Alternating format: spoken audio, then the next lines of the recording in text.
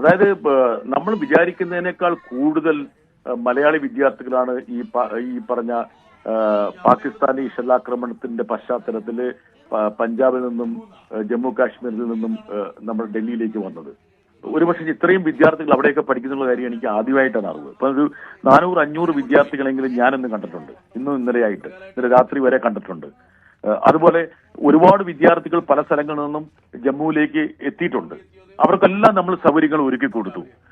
ഒരുപക്ഷെ അവരുടെ സുരക്ഷയാണ് നമ്മുടെ ഏറ്റവും പ്രധാനപ്പെട്ട ഘടകം. ഇനി അവർക്കൊക്കെ തിരിച്ചു പോകാനുള്ളൊരു സാഹചര്യമുണ്ട്, അവർ തിരിച്ചു പോകണമെന്നുള്ളതാണ്.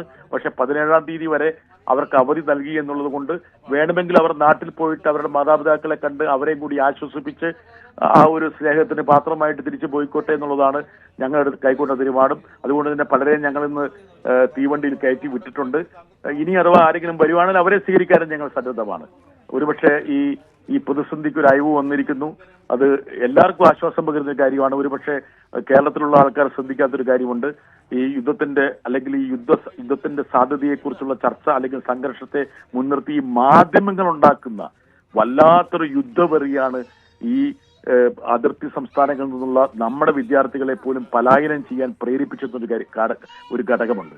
മാത്രമല്ല ഇത് സൃഷ്ടിച്ചിരിക്കുന്ന മറ്റു ഒരുപാട് പ്രതിസന്ധികളുണ്ട്. ഇപ്പം ഉത്തർപ്രദേശിൽ നിന്നുള്ള സമാജ്വാദി പാർട്ടിയുടെ നേതാവ് രാംഗോപാൽ യാദവ് എന്നോട് പറഞ്ഞ ഒരു കാര്യമുണ്ട്. അതായത് യുപിയിലെ ഗ്രാമങ്ങളിലൊക്കെ ഈ പൂഴ്ത്തിവെപ്പ് ആരംഭിച്ചിട്ട് നിത്യോപയോഗ സാധനങ്ങളുടെ വില ഇങ്ങനെ കുതിച്ചുയരുകയാണ്. ഇപ്പൊ എയർ ടിക്കറ്റ് തന്നെ, വിമാന ടിക്കറ്റ് തന്നെ 38% വർധനമാണ് ഈ കഴിഞ്ഞ 4 ദിവസം കൊണ്ട് ഉണ്ടായത്. അപ്പോൾ ഇതൊക്കെ ജനങ്ങൾക്കുണ്ടാകുന്ന ദുരിതത്തെക്കുറിച്ച്, അതുകൊണ്ടാണ് ഞാൻ ഒരു ചർച്ചയിൽ പറഞ്ഞത്, യുദ്ധമെന്തോ ലഡുവോ ജിലേബിയാണെന്നുള്ള ധാരണയിൽ ചർച്ച ചെയ്യുന്ന നമ്മുടെ മാധ്യമങ്ങൾക്ക് എന്തോ സംഭവിച്ചിരിക്കുന്നു. ഇതൊരു ഭ്രാന്തമായൊരു നിലപാടാണ്. ഇതിന് യുക്തിയില്ല, ഒരു തരത്തിലുള്ളൊരു ശാസ്ത്രമില്ല, വസ്തുതയില്ല. ഇതൊന്നുമല്ല മാധ്യമ ധർമ്മമെന്ന് ഞാൻ അടിവരയിടാൻ വേണ്ടി ശ്രമിച്ചത്.